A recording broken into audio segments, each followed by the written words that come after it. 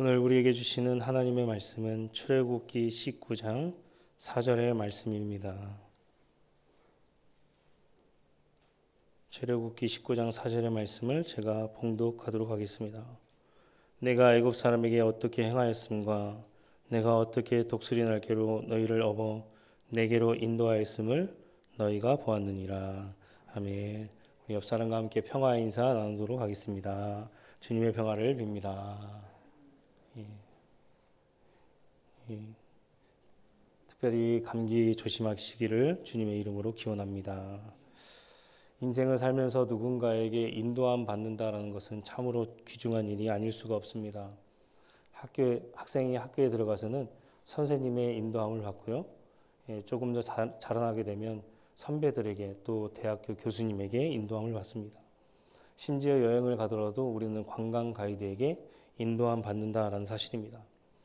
이 세 가지의 공통점은 나보다 무언가 많은 경험을 했고 많은 지식을 가지고 있다라는 것을 전제한다라는 사실입니다. 처음 가는 관광지에서 이탈하여 혼자 여행하게 된다면 어떻게 되겠습니까?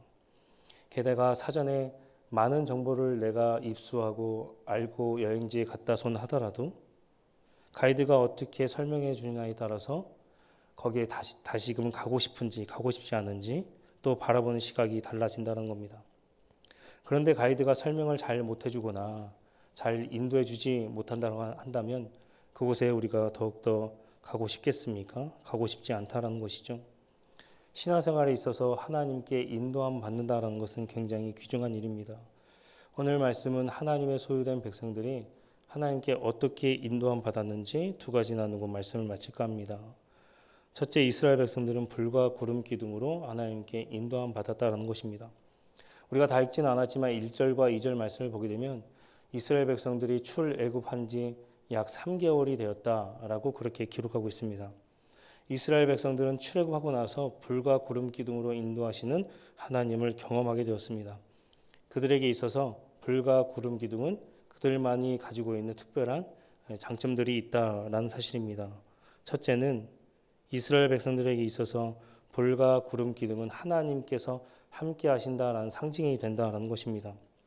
하나님은 눈에 보이시는 분이 아니시죠. 신앙생활에 있어서 표적을 구하는 신앙은 굉장히 좋지 못한 신앙입니다. 그런데 주님께서 표적을 구하는 세대가 악한 세대다라고 말씀하신 것은 손가락을 가리키는 달만 보았지 그 이면에 계시는 하나님을 보지 못했기 때문입니다. 시편 기자는 이렇게 우리에게 고백하고 있죠. 눈을 들어 산을 보라. 여기까지만 했다는 겁니다. 그런데 그 뒤에 뭐가 있습니까? 천지를 지으신 여호와 하나님께로만 우리의 구원과 도움이 있다라고 고백했다라는 겁니다. 내 삶에서 하나님께서 주신 그 표적과 경험이 쌓여가는 것이 신앙의 실력입니다. 우리는 때때로 표적이 있어야 하나님을 알 수가 있다는 사실입니다. 요한복음에서도 최고의 표적은 바로 십자가입니다. 우리에게 모든 것 되시는 것이 바로 십자가다라고 그렇게 설명하고 있다는 것입니다. 둘째는 하나님께서 우리의 목자 되심을 아는 것입니다. 신앙생활에 있어서 늘 우리가 잊지 말아야 될 것이 하나님께서 우리의 목자가 되신다라는 것입니다. 우리는 양이고 주님은 목자입니다. 만약 이스라엘 백성들 중에서 내가 불과 구름 기둥 앞에 나서게 된다라고 한다면 어떻게 되겠습니까? 광야는 한 길만 있는 것이 아니라 다양한 길이 있습니다. 많은 길이 있고요. 또 길이 아닌 게 되면 아니게 되는 것입니다. 또 뿐만 아니라 불과 구름 기둥을 이탈하여서 내가 홀로 가게 된다면 그곳에는 이리가 있고요. 불뱀이 있고 전갈이 있게 됩니다. 내 삶에 어려움이 따르게 된다는 것이죠. 우리의 인생 길을 가장 잘 아는 것은 여호와 하나님이 되신다라는 겁니다. 잠언 19장 9절 말씀입니다. 사람이 그 길을 계획할지라도 그 걸음을 인도하시는 분은 여호와 하나님이 되신다는 사실입니다. 셋째는 가라 하시면 가고 서라 하시면 서야 하기 때문에 많은 짐이 필요하지 않다라는 것입니다. 낮에는 덥고 밤에는 추운 것이 광야입니다. 여러 가지 짐을 가지고 간다라고 한다면 그 길을 제대로 갈 수가 없다는 것이죠. 주님께서는 이미 만나와 메추라기 또 반석에서 나는 샘물을 통하여서 이스라엘 백성들을 먹여주셨다는 것입니다. 참 재미나게도요. 물 없는 무인도에서 생수 한 병이 더욱더 귀중하겠습니까? 아니면 은금이 더욱더 귀중하겠습니까? 당연히 물 한 병이 귀중하다라는 것이죠. 쭉 성경을 읽어보게 되니까 이스라엘 백성들이 은금을 주십시오라고 얘기했던 적이 단 한 번도 없다라는 사실입니다. 광야에서는요, 훨씬 더 은금보다 물 한 병, 하나님께서 내려주신 만나와 메추라기가 더욱더 소중했다라는 것입니다. 넷째는 불과 구름 기둥이 언제 떠날지 모른다라는 사실입니다. 이스라엘 백성들이 광야에서 이동한 횟수가요, 약 42번입니다. 40년 동안 광야 생활을 했으니 약 1년에 한 번 정도 옮긴 꼴이 되게 됩니다.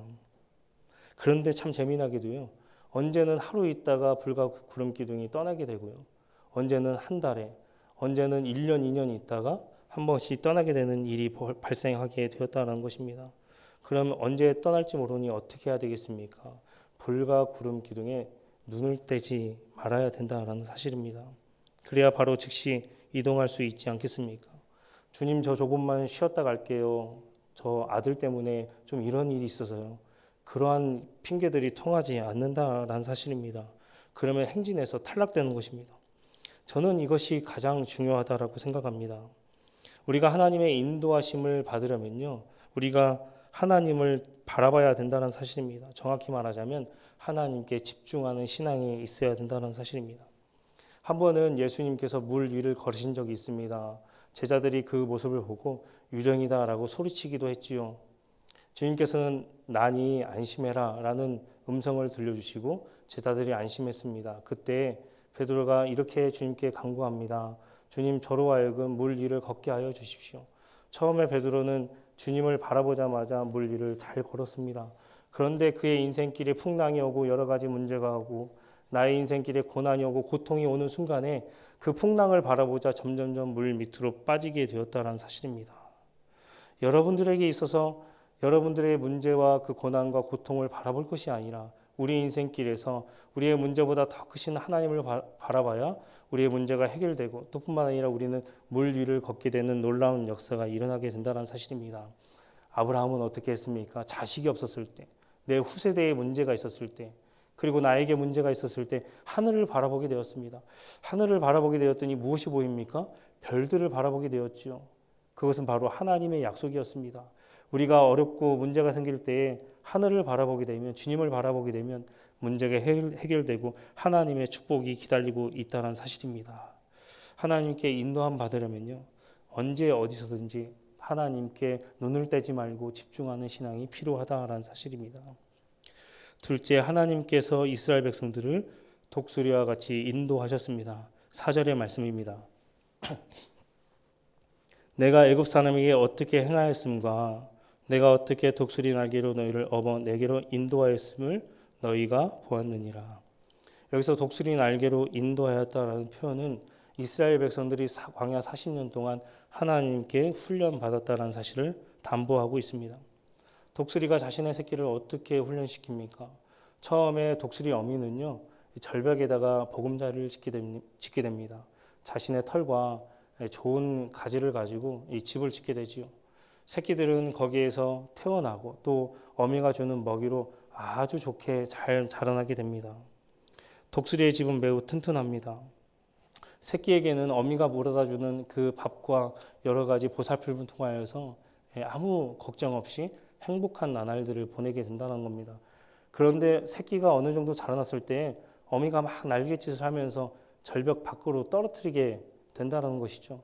그러면 새끼들의 입장에서는 엄마가 왜 나에게 잘해주기만 하면 되지, 왜 저렇게 할까라고 생각한다는 것입니다. 결국에 새끼들은 그 따뜻한 보금자리를 떠나 절벽 밖으로 떨어지게 된다는 것이죠.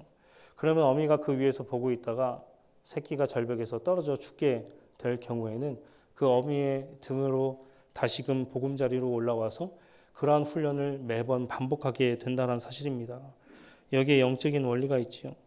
첫 번째는 독수리가 그 새끼를 땅에 부딪히지 않게 하듯이 하나님께서도 우리가 고난과 고통 가운데 부르짖을 때에 얘가 죽겠구나라고 하게 된다면 반드시 구원해 주신다는 사실입니다.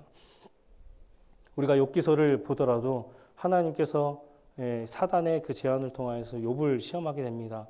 그에게 피부병이 생기고 또 재산을 탕진하고 자식들이 죽는다 하더라도 그의 생명만큼은 건드리지 않았다는 것이죠. 요나는 또 어떻습니까? 하나님의 말씀을 불순종하여서 다시스로 가게 되었습니다. 니느웨로 가지 않았습니다. 풍랑을 만나게 됩니다. 배 밑에서 잠을 청하게 되지요. 성경에서는 뭐라고 기록하고 있습니까? 배가 거의 깨질 때까지 되었다라고만 기록하고 있습니다. 불순종하는 요나를 하나님께서 죽이시지 아니하시고 배가 깨질 정도로만 하나님께서 훈련시켜 주셨다는 사실입니다. 두 번째는 독수리 새끼가 여러 번 그 떨어짐과 오름을 통하여서 결국에는 믿음의 날개를 가지게 되게 된다는 사실입니다. 이러한 훈련을 통하여서 우리가 하나님이 어떠한 분이신가라는 것을 군더더기 없이 알게 된다는 사실입니다. 하나님께서는 우리가 이런 신앙인이 되기를 원하십니다. 믿음의 날개를 가지고 하나님과 함께 비상하기를 원하신다는 것이죠. 믿음은 한순간에 생기는 그런 것이 아니라 마치 독수리의 날개와도 같습니다. 날개에 힘이 생기려면 반복적인 훈련이 필요하다는 것이죠. 그 훈련을 이겨내고 견뎌내고 하나님과 함께한 사람만이 믿음의 날개로 하나님과 함께 날아올 수 있다는 사실입니다. 오늘 두 가지 말씀 나눴습니다. 하나는 하나님께 집중하면 우리의 문제가 해결될 수 있다는 사실입니다. 하나님께 시선을 떼면 분명히 사고가 나게 된다는 것이죠. 문제가 해결되지 않습니다. 그러나 그 수많은 문제가 있다 하더라도 그 문제를 바라보지 않고 문제를 내버려 두고 더 크신 하나님을 바라보게 되는 사람이 있다고 한다면 분명히 문제는 해결되게 된다는 사실입니다. 우리 기관 중에 두 개를 가지고 있는 기관이 있어요. 손과 발과 눈입니다. 손은 반대로 할 수 있어요. 발도 마찬가지입니다. 반대로 이렇게 움직일 수 있죠. 그런데 눈은 한쪽 눈은 45도 각도로 쳐다보고 한쪽 눈은 저 180도 각도로 쳐다보겠다. 그렇게 되지가 않습니다.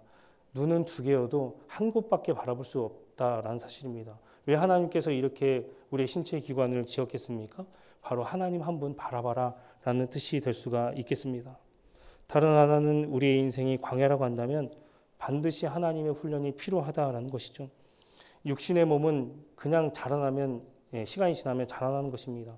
중학생이 고등학생이 되고 고등학생이 대학생이 되는 것은 당연한 이치이지요. 성장은 그저 이룰 수가 있다는 사실입니다. 하지만 영적인 성숙은요, 눈에 보이지 않는다라는 사실이죠. 우리의 영적인 성숙을 이루기 위해서는 반드시 하나님의 그 훈련이 필요하다는 사실입니다. 그 훈련을 잘 견뎌내셔서 오늘 들은 말씀처럼 믿음의 날개를 가지고 하나님과 함께 비상하시는 저와 여러분 되기를 주님의 이름으로 간절히 소망합니다.